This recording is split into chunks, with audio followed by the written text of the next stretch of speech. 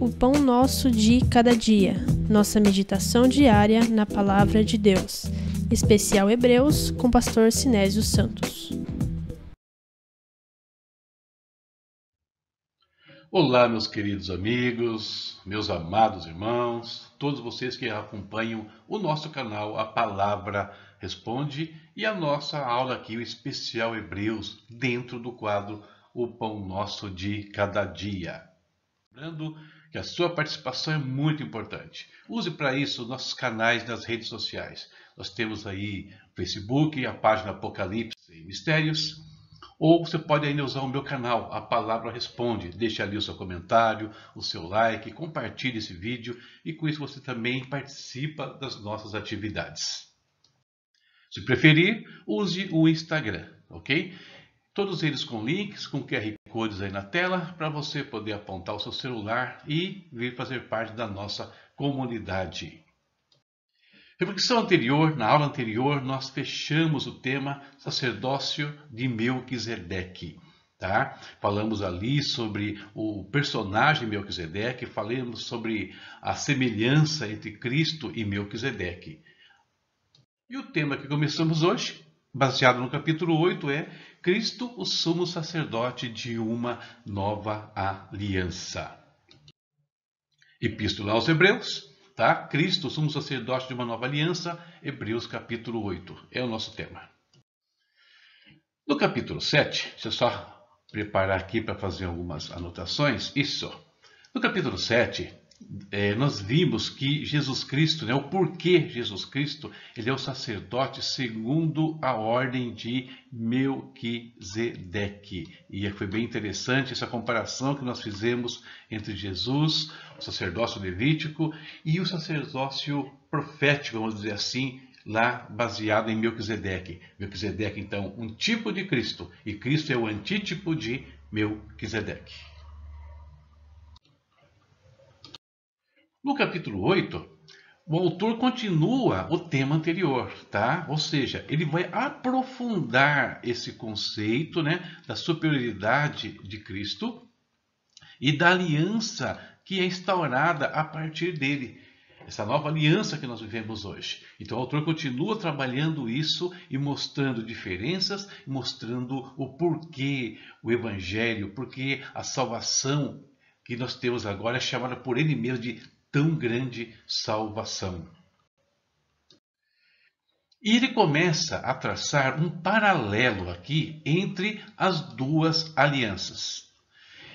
Ele vai ratificar o caráter temporário do sacerdócio levítico e a permanência eterna do sacerdócio de Cristo. Então a gente vai ver com mais detalhes essas coisas.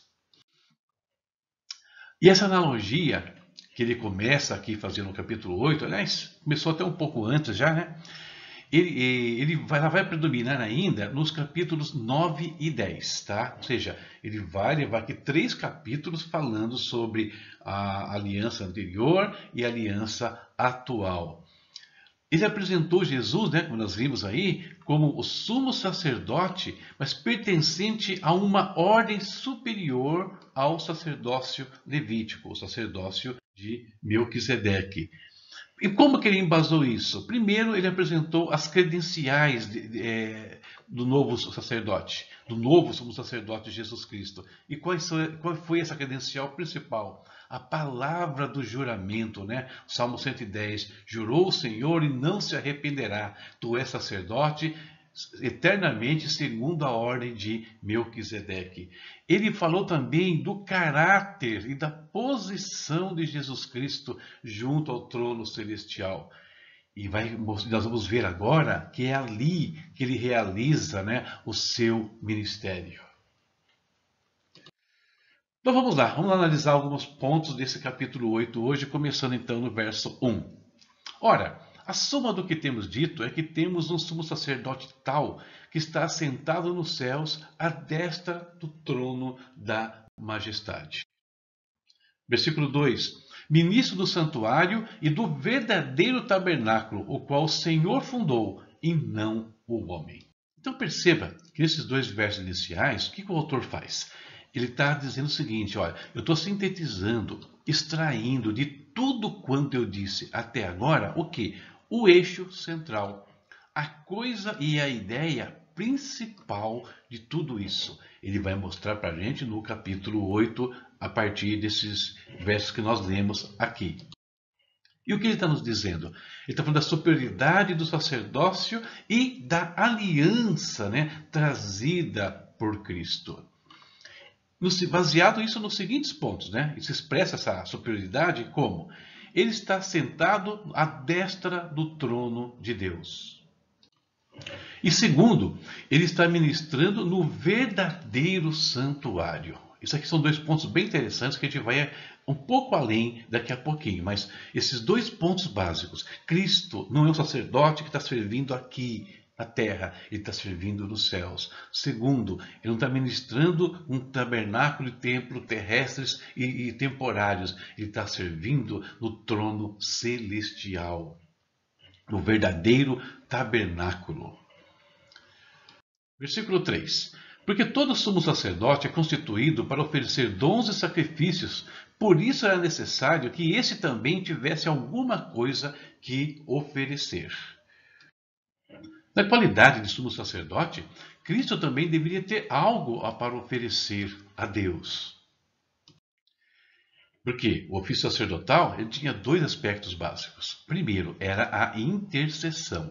E sobre a intercessão, nós já falamos no capítulo 7, que Cristo é o nosso intercessor, que ele vive para sempre interceder por nós junto ao trono de Deus. No entanto, até agora não foi falado e aprofundado a questão ainda do sacrifício de Cristo. Isso nós vamos ver mais adiante. Tá? Porque ele também deveria ter uma oferta para apresentar a Deus. Versículo 4.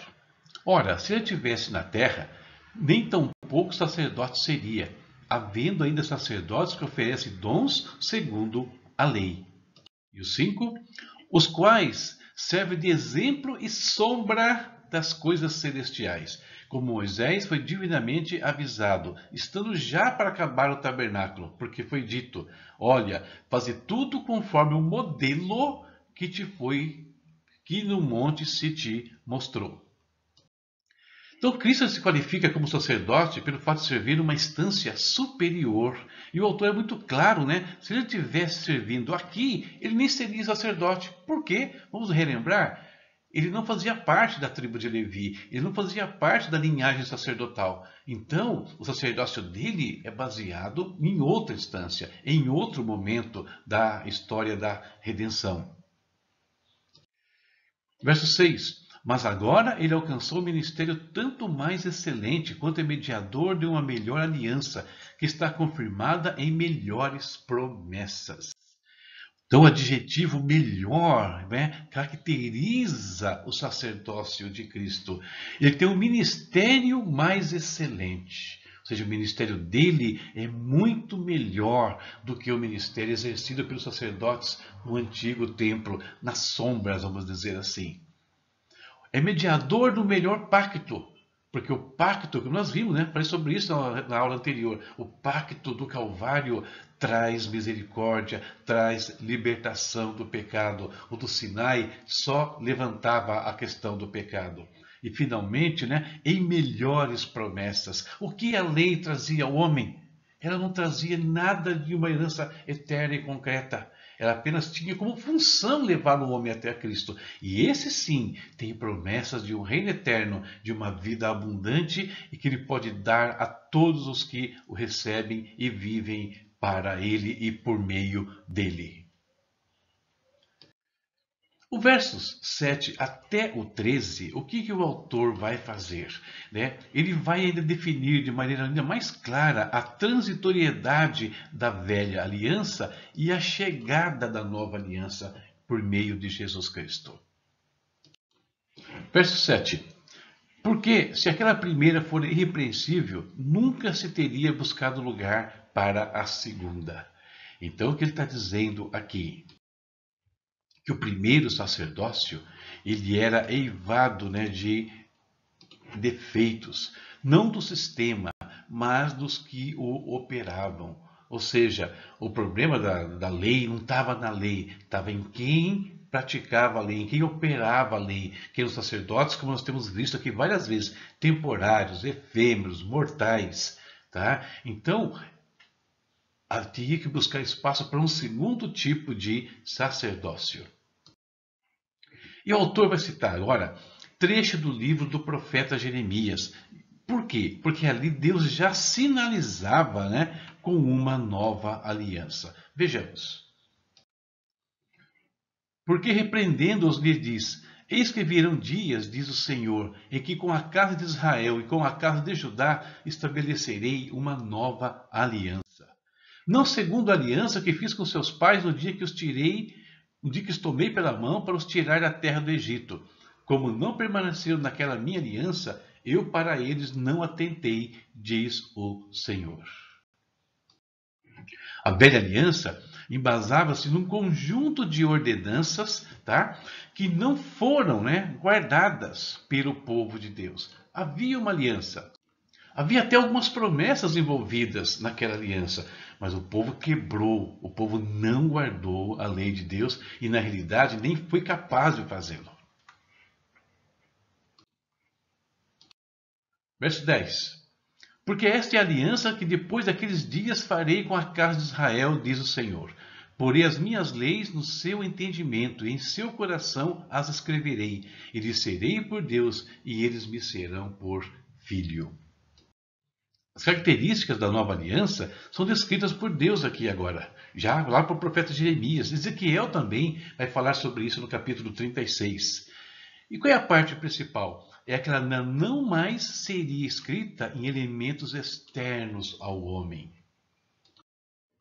E essas bases, né, elas aparecem com muita clareza nas palavras do apóstolo Paulo, quando ele escreve a sua segunda carta aos Coríntios. Veja o que ele diz. Sendo manifesto como carta de Cristo, sendo manifestos, né, como carta de Cristo, ministrada por nós e escrita não com tinta, mas com o Espírito do Deus vivo, não em tábuas de pedra, mas em tábuas de carne do coração. Aqui então está sintetizando o que Deus está falando por meio do profeta Jeremias, citada aí pelo autor de Hebreus. Verso 11. E não ensinará cada um ao seu próximo, nem cada um ao seu irmão, dizendo: Conhece o Senhor, porque todos me conhecerão, desde o menor deles até o maior. Então, a aliança mosaica, queridos, a lei mosaica, ela consistia de quê? De ordenanças externas, escritas em tábuas de pedra, ensinadas, né, por meio dos profetas e dos sacerdotes que nós temos falando aqui ao longo dessa epístola. Então, essencialmente externa era a lei. Ela não era baseada em ações internas do coração, né, e nem fomentadas pelo Espírito Santo da forma como é hoje. Tá? Não quer dizer que não houvesse Espírito Santo lá, não é isso. Quer dizer que a forma de atuação dele é diferente da atuação da nova aliança. Verso 12. Porque serei misericordioso para com as suas iniquidades, e dos seus pecados e suas prevaricações não me lembrarei mais. Olha, portanto, nós estamos vendo aqui que a nova aliança é baseada no quê? Na misericórdia de Deus, consiste no perdão e remissão dos pecados. A lei não podia purificar o pecado, a lei que ia levar o homem, temos repetido e falado sobre isso, até aos pés daquele que poderia fazer isso. Era um sacerdócio, era um conjunto de ordenanças temporários, que tinha uma função, como diz o apóstolo Paulo, repetindo, diário, de pedagogo, de ensinar o homem que ele não tinha como vencer os seus pecados, a não ser por meio da justiça eterna trazida por Jesus Cristo. Fechamos com o versículo 13 que diz: Dizendo nova aliança, envelheceu a primeira. Ora, o que foi tornado velho se envelhece e perto está de acabar. Portanto, a conclusão óbvia, né, do autor aqui, que também a gente percebe, é que se Deus já estava prometendo ali, lá por meio de Jeremias, o profeta Ezequiel e até mesmo Isaías, né, uma nova aliança, então o que acontece? Já estava implícito que aquela aliança presente ela entraria em falência, ela seria substituída Tá? Ela não permaneceria para sempre. Ou seja, os judeus que estavam atentos, e tinha alguns que estavam atentos a isso, a gente pode perceber, né, nas escrituras, diversos exemplos, eles não se apegavam à lei, né? Eles se apegavam a algo maior, aquilo que a lei apontava, né, para o futuro das alianças de Deus. E além disso, temos que nos lembrar que além desse caráter temporário, né, que a lei possuía, que a antiga aliança possuía, conforme nós vimos aqui no próprio texto do capítulo 8, o povo quebrou aquela aliança. Eles não guardaram as palavras daquele pacto. De certa forma, então, eles invalidaram aquela aliança. E com isso nós terminamos mais uma aula, mais um capítulo de Hebreus, e agora é a hora de nós falarmos com o nosso melhor sumo sacerdote, que tem um ministério mais excelente e que serve no verdadeiro tabernáculo celestial. Vamos falar com ele. Querido Deus, nós te agradecemos por mais um dia que o Senhor nos concede. Te agradecemos, ó Deus, pelo privilégio de estarmos vivendo no tempo dessa nova aliança.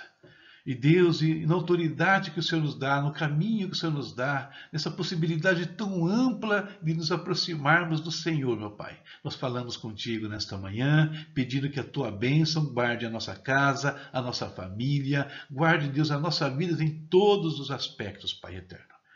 Querido Deus, nos ajuda a te honrar em cada instante. Nos ajuda, Deus, a valorizar esta aliança, Pai. Nós vimos que no passado eles quebraram a aliança que o Senhor havia feito com eles. E no presente também isso é possível, Pai eterno. E nós vimos que as consequências, tanto de uma quanto de outra, foram duras, foram severas. Por isso nos ajuda a permanecer fiéis, nos ajuda a ser ministros dessa nova aliança ao teu lado, Pai. Dá continuidade à tua obra cada dia, falando da tua palavra, falando do teu amor, falando de tudo que o Senhor faz por nós, da sua intercessão por nós diariamente, do seu sacrifício por nós, que ainda vamos estudar um pouco mais sobre isso na carta. Muito obrigado, Deus, por esse dia. Eu peço, guarda nossas vidas e nos dê a tua presença, em nome de Jesus. Amém. Amém. Terminamos aqui a nossa aula. Muito bem, terminamos aqui a nossa aula de hoje. Próxima aula e reflexão, nós vamos entrar agora no capítulo 9. E o 9 e quase todo o capítulo 10, falando sobre o quê? O sacrifício da lei versus o sacrifício de Cristo. Lembra? O autor mostrou a intercessão de Cristo, agora ele vai falar sobre a obra, o sacrifício de Cristo em si. E vamos comparar tudo isso nos próximos 2 capítulos. Deus abençoe a sua vida, sua casa, sua família e até a próxima, se Deus quiser. Olá, meus queridos amigos, meus amados irmãos, aqui Pastor Sinésio, um recado muito importante para você. Durante a quarentena, eu publiquei 61 aulas baseadas no meu livro A Bíblia Sem Mistério, Apocalipse. Agora, terminadas as aulas, eu gostaria de oferecer a vocês a oportunidade de adquirirem esse material, o comentário versículo por versículo do Apocalipse, com introdução à escatologia, com um desconto significativo e sem frete.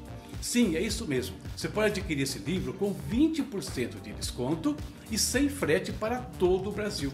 Como? Muito simples. Acesse o link que está aqui na tela ou pelo WhatsApp também. Os primeiros 20 compradores vão receber também outro livro meu, Primícias, a Oferta Sacerdotal. Portanto, não perca tempo. Acesse já o link, ou me procure nas redes sociais ou pelo WhatsApp e reserve já o seu exemplar. Que Deus te abençoe, abençoe a sua casa e a sua família. Tchau, tchau.